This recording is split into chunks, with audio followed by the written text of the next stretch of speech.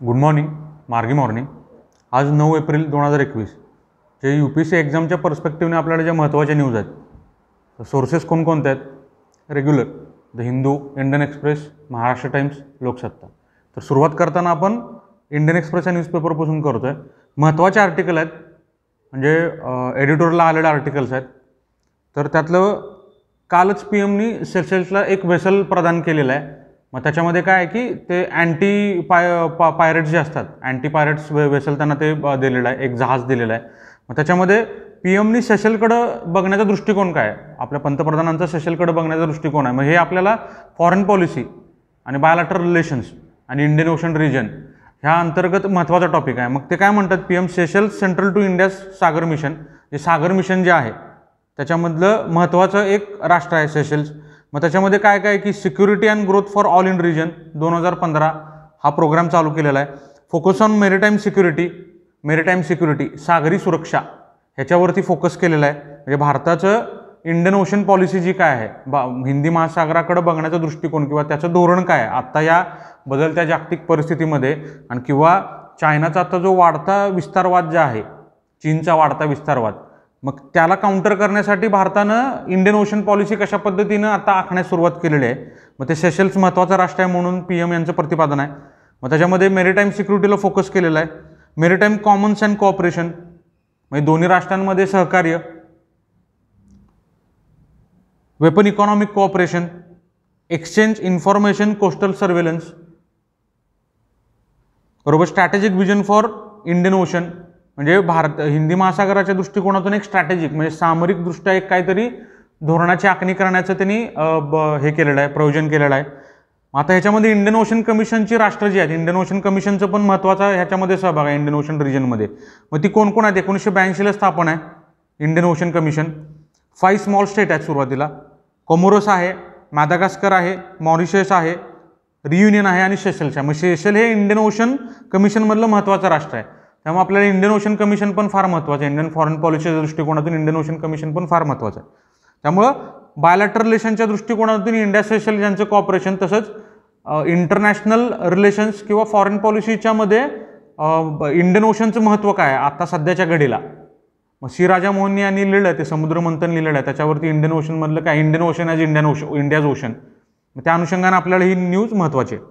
त्यानंतर पुढचं अत्यंत महत्त्वाचं आर्टिकल आहे पेज 9 वरचं इंडियन एक्सप्रेसमधलं, चॅलेंजेस टू इंटेरियर सिक्युरिटी. हे कुणी लिहिलेलं आहे?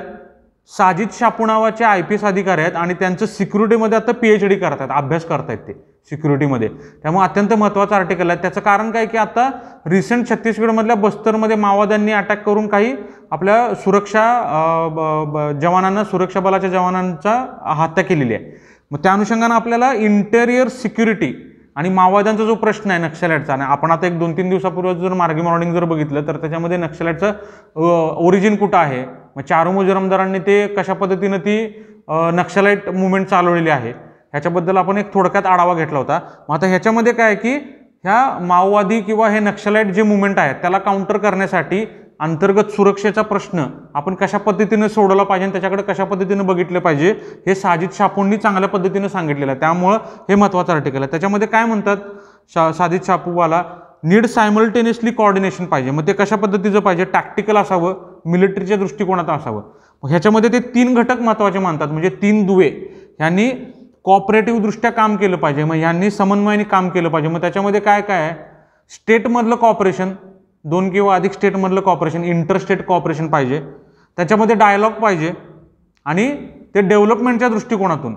मग त्याच्यामध्ये काहीतरी पुढं जाण्यासाठी असं काहीतरी ते डायलॉग आणि स्टेटमधलं जे कॉपरेशन आहे हे अशा दृष्टिकोनातून पाहिजे असं त्यांनी सांगितलेलं आहे. मग ते माओवाद्यांचे स्ट्रेंथ म्हणजे माओविस्ट जे आहेत त्यांचे स्ट्रेंथ सांगतात, म्हणजे त्यांची बलस्थाने काय आहेत. Robust and efficient intelligence network आहे, devolution of authority to deal commander, ability to quickly readjust their strategy, extensive support from local tribal and use them short term. मग आता ह्याच्यावरती जर बघितलं तर टेट टॉकवरती काही IPS अधिकाऱ्यांचे नक्षलाईटच्या संदर्भात कशा पद्धतीनं त्यांनी इश्यूज हाताळलेले आहेत, काही टेट टॉकवरती पण आहेत. आणि आता 21 नभोमंडळातील IPS अधिकारी नावाचं पुस्तक आलं, त्यात पण त्या नक्षलाईट एरियामध्ये काही IPS अधिकाऱ्यांनी काम केलेलं आहे, त्याच्यावरती त्यांनी बरंचसं त्याच्यामध्ये भाष्य केलेलं आहे. तसंच प्रफुल्ल बिडवाईंचं पण लिखाण आहे याच्यावरती. आता ह्याच्यामध्ये लेखक काय म्हणतात IPS अधिकारी जे आहेत शाजिद चापू, की domination of the local landscape आहे त्याच्यामध्ये. मग आता ह्याच्यामध्ये काय आहे की आता C60 नावाची फोर्स स्थापन केलेली आहे. मग त्याच्यामध्ये काय कोब्रा आता जी आहे की आता एका कमांडोला ओलीस ठेवण्यात आलेला आहे. कोब्रा जी पोस्ट आहे म्हणजे कोब्रा कमांडोज आहेत त्यातल्या एका कमांडोला ओलीस ठेवण्यात आलेला आहे. मग ती कोब्रा कमांडो कशा पद्धतीने स्थापन झालेली आहे, मग ती कशा पद्धतीने काम करते. आता C60 नावाची फोर्स आहे महाराष्ट्र गडचिरोलीमध्ये, तर तिथं ती C60 फोर्समध्ये स्थानिक युवकांचा सहभाग करून घेतला जातो. तर त्याचं कारण काय, तर त्यांना तिथल्या जॉग्राफिकल टेरेनची परिपूर्ण माहिती असते. मग ज्यामुळं त्यांच्या साहाय्यानं त्यांना समावेश करून घेतल्या कारणानं तिथल्या जॉग्राफिकल टेरेनच्या आधारे माहितीच्या आधारे नक्षलाईट मुवमेंटचा बिमोड करण्यात येतो. मग आता ह्यांनी काय सांगितलेलं आहे की ते कशा पद्धतीने हाताळलं पाहिजे, इंटरनल सिक्युरिटी, हा माओवाद्यांचा विषय कशा पद्धतीने हाताळला पाहिजे. तर 2 मुख्य घटक आहेत, 2 मार्ग आहेत. एक पीपल सेंट्रिक असावं आणि दुसरं आहे एनिमी सेंट्रिक. म्हणजे पीपल सेंट्रिकमध्ये काय आहे की ॲड्रेस्ड इकॉनॉमिकली आणि गव्हर्नन्सच्या माध्यमातून ते हाताळलं पाहिजे, आणि दुसरं आहे ते एनिमी सेंट्रिक, म्हणजे त्यांच्याकडे एनिमी बघूनच डायरेक्टली त्यांच्यावरती कारवाई केली पाहिजे. असे 2 मार्ग त्यांनी सांगितलेले आहेत, म्हणजे 2 स्कूल म्हणतात ते. मग आता ह्याच्यामधलं सगळ्यात महत्त्वाचं मॉडेल कुठलं आहे, तर आंध्रमधलं आहे, ग्रे हाऊंड मॉडेल आहे. मिक्स अप्रोच आहे त्याच्यामध्ये, म्हणजे पीपल सेंट्रिक आणि एनिमी सेंट्रिक आहे. मग ह्याच्यामध्ये काय आहे की आंध्राच्या ग्रे हाऊंड मॉडेलमध्ये ते सरेंडर करायला लावणे कम रिहॅबिलिटेशन पॉलिसी. मग गडचिरोलीमध्ये पण ते झालेलं आहे, म्हणजे बऱ्याचशा जणांनी शरण आलेले आहेत नक्षलाईट. त्यामुळं आपल्याला इंटरनल सिक्युरिटी आणि नक्षलाईट मुवमेंट किंवा नक्षलवाद्यांचा जो प्रश्न आहे आत्ताचा भारतामधला, त्याच्या दृष्टिकोनातून अत्यंत महत्त्वाचा आर्टिकल आहे.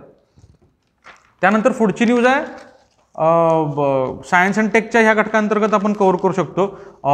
इंडियन एक्सप्रेसच्या एक्सप्लेन ह्या पेजवरती आलेले आहे. MUON-G-2 G-2 ह्याचा एक स्टडी आहे. म्युऑन पार्टिकल जे आहे त्याचा एक स्टडी आहे. मग त्याच्यामध्ये काय म्हणले, experiment at US department of energy Fermi national accelerated laboratory, म्हणजे USच्या डिपार्टमेंट ऑफ एनर्जीच्या फर्मी नॅशनल ॲक्सेलरेटेड लॅबोरेटरीमध्ये हा अभ्यास झालेला आहे. Experiment study a subatomic particle called muon do not match prediction of standard model, म्हणजे फिजिक्समधले जे काय स्टँडर्ड मॉडेल आहेत मग त्याच्या पलीकडे जाऊन काय आपल्याला करता येईल का, म्हणजे फिजिक्सनं काही स्टँडर्ड मॉडेल जे सेट केलेले आहेत मग त्याच्या पलीकडे जाऊन जे काय आपल्याला आत्ताच्या आपल्या स्पेसच्या किंवा ॲस्ट्रॉनॉमीच्या दृष्टिकोनातून उपयोगी पडतील, असा त्यांनी MUON-G-2 MUON-G-2 ह्या स्टडीमध्ये त्यांनी प्रतिपादन केलेलं आहे.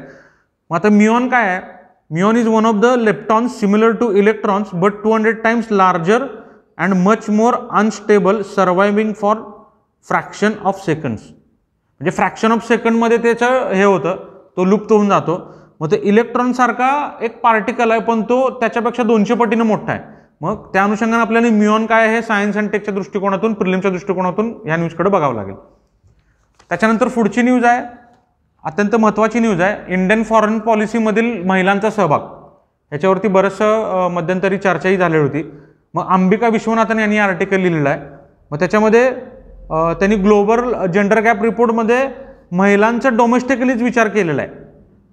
मग त्याच्यामध्ये महिलांचा इतर कोणत्या क्षेत्रांमधला सहभाग आहे याच्यावरची चर्चा केलेली नाही किंवा त्यातल्या त्यांच्या आत्ताची जी काय परिस्थिती आहे त्याच्यावरती भाष्य केलेलं नाही असं या लेखिका म्हणतात, अंबिका विश्वनाथन. मग ते काय म्हणतात, world according to women diverse voices in foreign policy mean better decision at home and abroad, going beyond development assistance of domestic assistance policies and include core area. म्हणजे त्यांचं म्हणणं काय की तुम्ही डोमेस्टिकच्या पलीकडे पण जाऊन विचार केला पाहिजे महिलांचा, म्हणजे फॉरेन पॉलिसीच्या दृष्टिकोनातून फक्त ते डोमेस्टिकनंच विचार केला जातो, म्हणजे आंतरराष्ट्रीय पातळीवरती पण महिलांचा फक्त डोमेस्टिकलाच विचार केला जातो. मग अंबिका विश्वनाथन यांचं म्हणणं काय की त्याच्या पलीकडे जाऊन विचार केला पाहिजे, म्हणजे जसं पॉलिटिकल डोमेन असेल, फॉरेन पॉलिसीचं डोमेन असेल, किंवा आताचं जे परमनंट कमिशनचा वाद जो आहे, आर्मीमध्ये महिलांचा सहभाग करून घ्यावा का नाही, किंवा त्यांच्या शारीरिक क्षमतांवरती जे प्रश्न उपस्थित केलेले आहेत मग त्या क्षेत्रामध्ये महिलांचं स्थान काय आहे, किंवा NDAमध्ये महिलांचं स्थान काय आहे, त्यातले आर्ग्युमेंट्स काय आहेत, सुप्रीम कोर्टच्या आता ऑनरेबल सुप्रीम कोर्टच्या आर्ग्युमेंट्स काय आहेत, मग त्याच्या पलीकडे जाऊन तो विचार केला पाहिजे, डोमेस्टिकच्या पलीकडून ह्या जे क्षेत्र आहे त्याच्यामध्ये विचार केला पाहिजे. म्हणजे फॉरेन पॉलिसी असेल, इकॉनॉमिक्स असेल, फायनान्स असेल, trade and security. Need marginalise section of society give voice which provide alternative perspective to policy making. म्हणजे धोरण निर्माण करण्यामध्ये जे मार्जिनलाइज सेक्शन्स आहेत त्यांचा समाजामधल्या त्यांचा पुरेपूर वापर करून घेतला पाहिजे. फेमिनिस्ट फॉरेन पॉलिसीमधल्या आर्ग्युमेंट म्हणताना त्या काय म्हणतात की पॉलिटिकल फ्रेमवर्क एक्सप्लोर 2014 मध्ये स्वीडननं इंट्रोडक्शन केलेलं आहे की फेमिनिस्ट फॉरेन पॉलिसी त्यांनी हे करण्याचा प्रयत्न केलेला आहे स्वीडनने 2014 मध्ये. Security and diplomacy steel main domain आहे. म्हणजे सुरक्षा आणि राजनय ह्या क्षेत्रामध्ये आजही पुरुषांचं आधिक्य आहे. मग त्याच्यामध्ये महिलांचा सहभाग वाढवला पाहिजे. आता आपल्या इमिनंट ज्या काही हे राहिलेल्या आहेत फॉरेन सेक्रेटरीज म्हणजे सुजाता राव आहेत त्याच्यामध्ये, मग त्यांचं चांगलं काम आहे सुजाता राव यांचं. मग त्याच्यामध्ये सिक्युरिटी आणि डिप्लोमसीमध्ये महिलांचा सहभाग वाढवला पाहिजे. Need woman participation peace building and peace keeping. म्हणजे शांतता निर्माण करण्यासाठी आणि शांतता राखण्यासाठी म्हणजे युनायटेड नेशनची पीस किपिंग फोर्स असेल किंवा इंडिया पीस किपिंग फोर्स असेल त्याच्यामध्ये महिलांचा आंतरराष्ट्रीय पातळीवरती सहभाग वाढवला पाहिजे असं त्या ह्या आर्टिकलमध्ये म्हणतात. मग 2007 मध्ये भारतानं त्यांची पहिला महिला जी युनिट आहे आर्मीची युनिट ती लिबियामध्ये पाठवलेली आहे. युएनचं मिशन जे आहे लिबियामधलं भारताचं पीस किपिंग फोर्स जे 2007 मधलं लिबियामधलं पीस किपिंग फोर्स आहे त्याच्यामध्ये महिलांची तुकडी पाठवलेली आहे प्रथम. India supporting gender empowerment programme through SAARC, IBSA and Indian ocean reserve association. म्हणजे भारत हे जे आहे जेंडर एम्पॉवरमेंट हे कशाच्या माध्यमातून करते. सार्क ही जी नावाची संस्था आहे, इंडिया, ब्राझील, साऊथ आफ्रिका नावाचा जो गट आहे आणि इंडियन ओशन रिजन असोसिएशन ह्यामार्फत जेंडर एम्पॉवरमेंट करण्याचा सतत प्रयत्न करत आहे. त्यामुळं इंडियन फॉरेन पॉलिसी आणि वुमन्स पार्टिसिपेशन किंवा IFP अँड वुमन ह्या दृष्टिकोनातून हे महत्त्वाचं आर्टिकल आहे. त्याच्यानंतर पुढची न्यूज आहे त्यातलेच काही घटक आहेत महत्त्वाचे. इंडियानं काही प्रोग्राम केलेले आहेत. इंडिया कोणकोणते प्रोग्राम केलेले आहेत. Making move the engine for inclusive and sustainable growth. Afghan, Lesotho, Cambodia Indian programme have gender component. म्हणजे अफगाणिस्तान, लेसोतो आणि कंबोडियामध्ये भारतानं वुमन सेंट्रिक काही प्रोग्राम्स तिथं हे केलेले आहेत, राबवलेले आहेत. मग त्या अनुषंगाने आपल्याला हे महत्त्वाचं आहे. त्यानंतर पुढची न्यूज आहे महाराष्ट्र टाइम्समधले. रशियाकडून अलास्का प्रांत खरेदी करण्याच्या प्रस्तावास अमेरिकेत एकमताने मंजुरी मिळाली आहे 1867 ह्या दिवशी. मग आता कोल्हापूरमधली एक न्यूज आहे. मग सोसायटी ह्या GS1 या पेपर अंतर्गत आपल्याला अत्यंत महत्त्वाची न्यूज आहे. आणि आत्ताचं जे प्रिज्युडायसेस असतात सोसायटल प्रिज्युडायसेस आहेत त्याच्या संदर्भात आपल्याला महत्त्वाची न्यूज आहे की कोल्हापुरातल्या 2 महिला कंजारभाट समाजातील महिला ह्याची पिंपरी चिंचवडमध्ये पण ती कौमार्या चाचणीची केस गाजलेली होती. पिंपरी चिंचवडमध्ये कंजारभाट महिलांची जी केस आहे ती देखील गाजलेली होती. मग आता काय सांगितले की ह्यांचे जे हे आहेत कंजारभाट समाजाचे जे काही प्रिज्युडायसेस आहेत किंवा त्यांच्यातल्या ज्या काही इल प्रॅक्टिसेस आहेत त्याच्यामध्ये काय म्हणले की त्यांची 2 नववधू आहेत त्यांची कौमार्य चाचणी करण्यात आलेली आहे. सासू पतीने जात पंचायत बोलावून काडीमोड केलेला आहे. अनिष्ट प्रथा आहेत.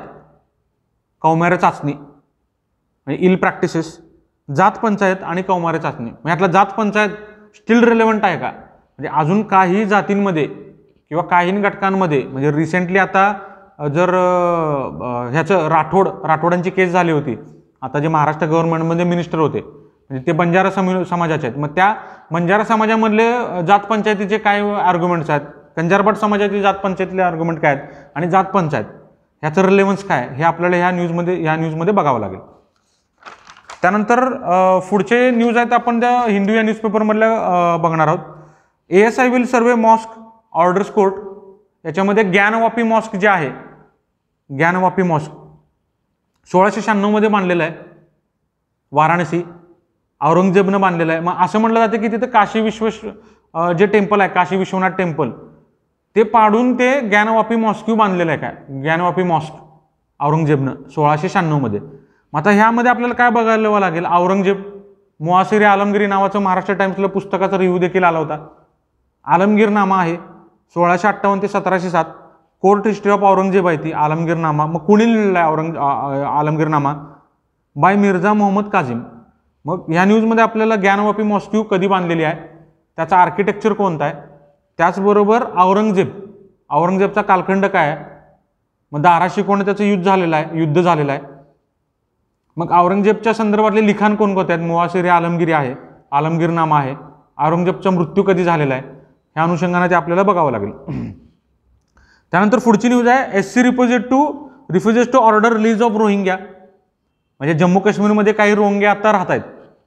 मग काही NGOज आणि काही लोकांनी असं सुप्रीम कोर्टमध्ये याचिका दाखल केलेली की त्यांना डिपोर्ट करावं, रोहिंग्यांना म्यानमारमध्ये डिपोर्ट करावं, किंवा आता जे बांगलादेशनी भसनचार आयलंडवरती रोहिंग्यांना आश्रय दिलेला आहे, 4P आयलंड देखील म्हणलं जातं, तर तिथे त्यांना डिपोर्ट करावं असे काही आर्ग्युमेंट्स आहेत. मग सुप्रीम कोर्टनी त्याच्यावरती भाष्य काय केलेलं आहे की आर्टिकल 14 आणि आर्टिकल 21 ह्याच्या आधारे, म्हणजे आर्टिकल 14 काय आहे इक्वेलिटी बिफोर लॉ आणि आर्टिकल 21 काय protection of life and personal liberty, याच्या आधारे हे जे दोन्ही आर्टिकल्स आहेत, हे 2 अनुच्छेद आहेत भारतीय संविधानामधले 2 अनुच्छेद आहेत, हे सिटिझन्स सोडून फॉरेनर्सला देखील लागू आहेत. मग ह्याचा उल्लेख केलेला आहे. मग ते इथं राहू शकतात. मग त्याच्याबरोबरच ते काय म्हणतात की आर्टिकल 19(1)(e) नुसार to reside and settle in any part of the territory of India. Article 19(1)(e) ह्याच्यामध्ये काय म्हणलेलं आहे की to reside and settle in any part of the territory of India. मग ह्याच्यामध्ये ॲन्सिलरी काय पूरक, right not to be deported. म्हणजे आर्टिकल 19(a) अंतर्गत जसं इथं भारताच्या कोणत्याही प्रदेशामध्ये राहण्याचा अधिकार आहे, तसंच इथल्या स्टेटला right not to be deported हे रोहिंग्या केसमध्ये त्यांचे आर्ग्युमेंट्स आहेत. मग आता ह्याच्यामध्ये FRROचा उल्लेख आहे, फॉरेनर्स रिजनल रजिस्ट्रेशन ऑफिसर. मग FRROचं कार्य काय आहे की स्टुडंट व्हिसा ग्रँट करणे फॉरेनर्सना, मेडिकल व्हिसा ग्रँट करणे, रिसर्च व्हिसा ग्रँट करणे, एम्प्लॉयमेंट व्हिसा ग्रँट करणे. मग ह्याच्यामध्ये ते कुठं FRROचा रोल येतो, 180 दिवसापेक्षा जर परदेशी नागरिक 180 दिवसापेक्षा जास्त राहणार असेल भारतामध्ये तर FRROचा रोल महत्त्वाचा आहे. मग त्या अनुषंगाने आपल्याला न्यूज महत्त्वाची आहे. मग त्या आर्टिकल 19(1)(e) मध्ये काय उल्लेख आहे, आर्टिकल 14चा रिलेव्हन्स काय, आर्टिकल 21चा रिलेव्हन्स काय आणि सुप्रीम कोर्टचे त्याबद्दलचे आर्ग्युमेंट काय, हे आपल्याला यामध्ये न्यूजमध्ये महत्त्वाचं आहे. त्यानंतर पुढची न्यूज आहे new strain of covid B.1.617 B.1.617. मग ह्याच्यामध्ये काय आहे की हा नवीन स्ट्रेन सापडलेला आहे. आताचा जर आतला प्रादुर्भाव जर बघितला, कोविड-19चा जो प्रादुर्भाव आहे, म्हणजे महाराष्ट्रामधल्या सगळ्यात जास्त केसेस वाढलेल्या आहेत. म्हणजे ब्राझील, UK नंतर महाराष्ट्राचा नंबर लागतो असं एका अभ्यासांती सिद्ध झालेला आहे. मग ह्यातला तो नवीन स्ट्रेन काय आहे किंवा ACE2 नावाचं जे प्रोटीन आहे त्यामधलं, कोविडच्या व्हायरसमधलं ACE2 नावाचं प्रोटीन आहे, मग ते कशा पद्धतीनं स्प्रेड होतं, मग त्याचं म्युटेशन काय आहे हे आपल्याला ह्या न्यूजमध्ये फार महत्त्वाचं आहे. मग ह्याच्यामध्ये UKचा स्ट्रेन वेगळा आहे आणि साऊथ आफ्रिकेचा स्ट्रेन वेगळा आहे आणि ते व्हेरियंट ऑफ कन्सर्न्स म्हणून गणले गेलेले आहेत. मग UKचा स्ट्रेन कोणता आहे B.1.17 आणि साऊथ आफ्रिकेचा आहे B.1.351. मग ह्याच्यामध्ये इन्सॅगॉग नावाची एक संस्था आहे, मग डिपार्टमेंट ऑफ बायोटेक्नॉलॉजी आहे, ministry of health and family welfare अंतर्गत ती स्थापन करण्यात आलेली आहे इन्सॅगॉग नावाची. इन्सॅगॉग म्हणजे काय की इंडियन SARS-CoV-2 CoV-2 जेनोमिक कॉन्सोर्टिया. मग ह्याचं कार्य काय आहे की is a coordinated by department of biotechnology ICMR and CSIR carrying out genomic sequencing and analysis of circulating कोविड-19.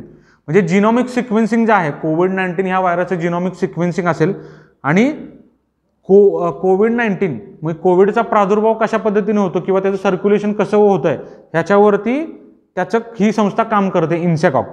मग ही कशा पद्धतीने स्थापन झालेली आहे, is a grouping of 10 national laboratories that was established by ministry of health and family welfare. म्हणजे ministry of health and family वेलफेअरनी अशा काही 10 ज्या राष्ट्रीय लॅबोरेटरीज आहेत त्यांचं मिळून ही संस्था स्थापन केलेली आहे. मग आपल्याला प्रिलिमच्या दृष्टिकोनातून हे इन्सॅगॉग संस्थाही विचारू शकतात किंवा जे ACE2 नावाचं प्रोटीन आहे किंवा स्पाइक नावाचं प्रोटीन आहे, हे आताचा जो व्हायरस आहे कोविडचा, त्याच्या अनुषंगाने ते आपल्याला बघून घ्यावं लागेल. आणखी पुढची महत्त्वाची न्यूज आहे की suspected African swine fever outbreak in Mizoram. मिझोरममध्ये एक स्वाईन फेवर आता आढळलेला आहे नवीन. मग आपल्याला ह्या अनुषंगानं स्वाईन फ्लू म्हणजे काय आहे, मग ते मानवामध्ये कशा वाटे त्याचं हे होतं, संक्रमण होतं, मग त्याच्यामध्ये हायली कंटॅजियस हे आहे हा व्हायरस. मग स्वाईन फ्लूचं सायंटिफिक हे काय आहे डिनोशन H1N1 1919ला सर्वप्रथम आढळलेला आहे. मग तसंच आपल्याला ब्लड फ्लूच्या संदर्भात आपल्याला बघावं लागेल. केरळमध्ये मध्यंतरी मोठ्या प्रमाणात ते डक्स म्हणजे बदकं जी आहेत ती मोठ्या प्रमाणात मेलेली आहेत. तर मग त्याच्यामध्ये त्याचं डिनोशन काय आहे, सायंटिफिक डिनोशन काय, H5N1. मग त्या अनुषंगाने आपल्याला हे महत्त्वाचं आहे. किंवा ते प्रिलिम्सला असं देतील की H5N1 असं ते पेअर असेल आणि त्यातलं करेक्ट पेअर कुठला आहे यासाठी विचारू शकतील. त्या अनुषंगाने आपल्याला हे महत्त्वाचं आहे ही न्यूज. त्यानंतर पुढची न्यूज आहे फर्टिलायझर्स कंपनी हाईक्स प्राइजेस. म्हणजे फर्टिलायझर कंपनीनं डायमोनियम फॉस्फेट DAP म्हणजे आपल्या शुगरकेन ह्याच्यामध्ये शुगरकेनच्या ह्याच्यामध्ये महत्त्वाचं हे आहे घटक आहे फर्टिलायझर. DAP आहे, NPK आहे. म्हणजे जे नत्राचं प्रमाण जे आहे जमिनीमधलं ते वाढवण्यासाठी अशा पद्धतीचे फर्टिलायझर्स वापरले जातात. मग नत्र काय करतं जमिनीमध्ये, त्याचं कार्य काय आहे, म्हणजे जमिनीचा पोत वाढवतं का, म्हणजे पिकांची चांगली वाढ होते का नत्राचं प्रमाण वाढल्यानंतर. मग ह्याचे ऑर्गॅनिक कोणकोणते घटक आहेत, म्हणजे NPK सोडून जर ऑर्गॅनिक फार्मिंग करायचं म्हणलं तर शेणखत आहे का जे की नत्राचं प्रमाण वाढवते, मग ज्याच्यामुळं तुमच्या पिकाची वाढ चांगली होते आणि फळांची वाढ चांगली होते. मग हे आपल्याला सायन्स अँड एन्व्हायरमेंटच्या दृष्टिकोनातून फार महत्त्वाचं आहे.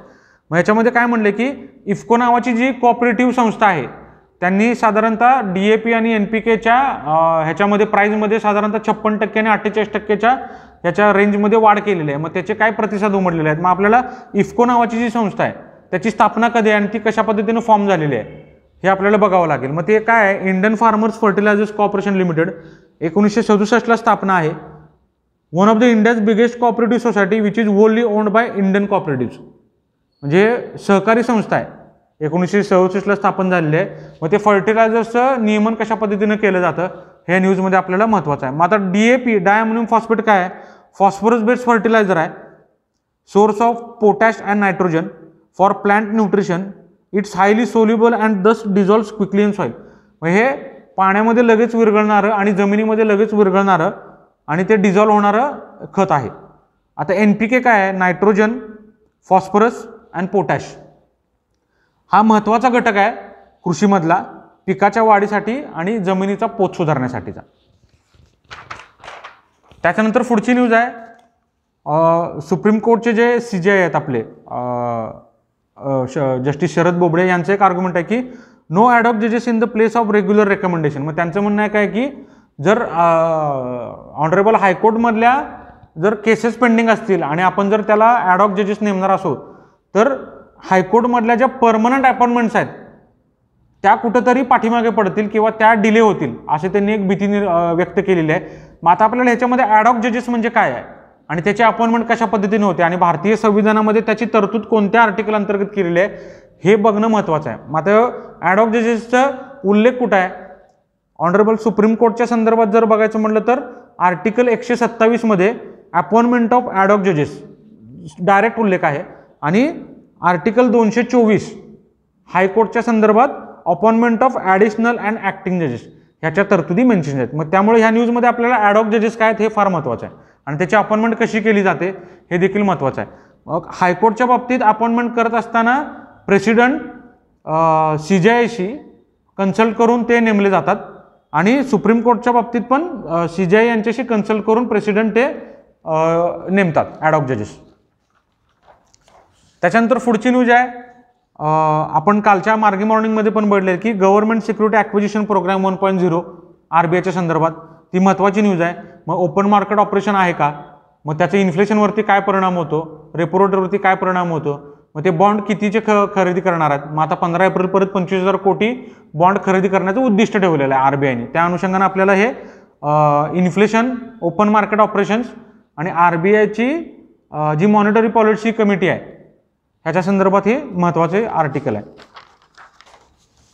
त्याच्यानंतर पुढचा आर्टिकल आहे new species from Arunachal added to Indian bird list. Arunachal प्रदेशमध्ये जो एक आता नवीन पक्षाची प्रजात सापडलेली आहे, काय नाव आहे, 3 बॉन्डेड रोजफिंच. मग हा कुठं कुठं आढळतो पक्षी, सदर्न चायना आणि भूटान, हाय अल्टिट्यूडमध्ये आढळतो. मग आता अरुणाचल प्रदेश मध्ये आढळलेला आहे तो सदर्न चायना आणि भूटानमधल्या अल्टिट्यूडपेक्षा जास्त अल्टिट्यूडवरती सापडलेला आहे. मग कुठं सापडतो तो, सेला पास जो आहे अरुणाचल प्रदेशमधला सेला माउंटन पास मग सेलापास कशाला कनेक्ट करतो, आता इमिडिएट आपल्याला याच्यात जॉग्राफी बघितली पाहिजे. मग सेलापास कोणाकोणाला कनेक्ट करतो, तर तवांग आणि कामेंग ह्या 2 रिजन्सना कनेक्ट करतो सेला माउंटेन पास अरुणाचल प्रदेशमध्ये. मग सेला पासमध्ये NH13 आहे, नॅशनल हायवे 13 लोकेटेड. मग आता हा बर्ड जो आहे 3 बँडेड रोजफिंच हा टेम्परेट फॉरेस्टमध्ये सापडतो आणि त्याचा आयुष्यन स्टॅटस जे आहे ते लिस्ट कन्सर्न आहे. मग त्या अनुषंगाने आपल्याला हे त्याचं आयुष्यन स्टॅटस महत्त्वाचं आहे, त्याचं हॅबिटॅट आणि डिस्ट्रीब्युशन कुठं आहे ते महत्त्वाचं आहे. त्याचबरोबर सेला पास आपल्याला बघावं लागेल, त्याची जॉग्राफी बघावं लागेल. कामेंग नदी आहे, कामेंग डिस्ट्रिक्टमध्ये वाहते, मग त्याचा उगम कुठे आहे, अरुणाचल प्रदेशमध्ये. मग तिथून ती आसाममध्ये कशा पद्धतीनं खाली येते, मग त्याला आसाममध्ये काय म्हणतात, जिया भराली. मग तिथं पाके टायगर रिझर्व आहे का, पाके टायगर रिझर्व. मग आता टायगर रिझर्वची प्रचंड चर्चा आहे. मग आता काही टायगर रिझर्व आहेत, म्हणजे पश्चिम बंगालमधला असेल, मिझोरममधले असेल, त्याच्यामधले टायगरचं म्हणजे वाघांचं अस्तित्वच पूर्ण हे झालेलं आहे, नष्ट व्हायला लागलेलं आहे. मग बक्सा आहे का तो. मग तशाच पद्धतीनं अरुणाचल प्रदेशमध्ये आणि आसाममध्ये टायगर रिझर्व्स बघणं आपल्याला महत्त्वाचं आहे. त्यानंतर पुढचं एक आपल्याला निबंधाच्या दृष्टिकोनातून एक महत्त्वाची न्यूज आहे किंवा सोसायटीच्या अनुषंगाने आपल्याला बघू शकतो. जीजे नावाचा मूवी आहे मल्याळम. मग त्याच्यामध्ये काय त्यांनी डिपिक्ट केलेलं आहे की फॅमिली, सेल्फ इंटरेस्ट आणि मनी हे कशा पद्धतीनं तुमच्या क्रिमिनॅलिटीकडे जातात. सेल्फ इंटरेस्ट, मनी आणि फॅमिली हे कशा पद्धतीनं क्रिमिनॅलिटीकडे जातात. मग त्याच्यामध्ये काय म्हणलंय, indictment of society and the family structure that is the original point of criminality. Original point of criminality. मग आता क्रिमिनॅलिटीवर जर आपल्याला काही जर वाचायचं असेल किंवा जर काही रेफरन्सेस पाहिजे असतील तर दोस्तोवस्कीचं लिखाण आहे 1866 crime and punishment. Dostoevsky crime and punishment. त्याच्यामध्ये ते एक व्यक्ती पॉवर्टीमधून कशा पद्धतीनं क्रिमिनॅलिटीकडे जाते ह्याच्यावरती दोस्तोवस्की यांनी भाष्य केलेलं आहे. म्हणजे गाजलेले रशियन कादंबरीकार आहेत दोस्तोवस्की यांची 1866 क्राईम अँड पनिशमेंट या नावाच्या कादंबरीमध्ये क्रिमिनॅलिटी कशा पद्धतीने वर्क करते ह्यामध्ये चांगले आर्ग्युमेंट्स आपल्याला आढळतात. मग अशाच पद्धतीनं आपण उद्याच्या काही न्यूज बघणार आहोत UPSCच्या पर्स्पेक्टिव्हनं, एक्झामच्या दृष्टिकोनातून ज्या महत्त्वाच्या आहेत, ज्या की आपल्याला प्रिलिम्स, मेन्स आणि एसएच्या दृष्टिकोनातून आपल्याला महत्त्वाच्या आहेत, अशा न्यूज आपण उद्या बघणार आहोत. तुर्तास आपण इथं थांबतोय. धन्यवाद.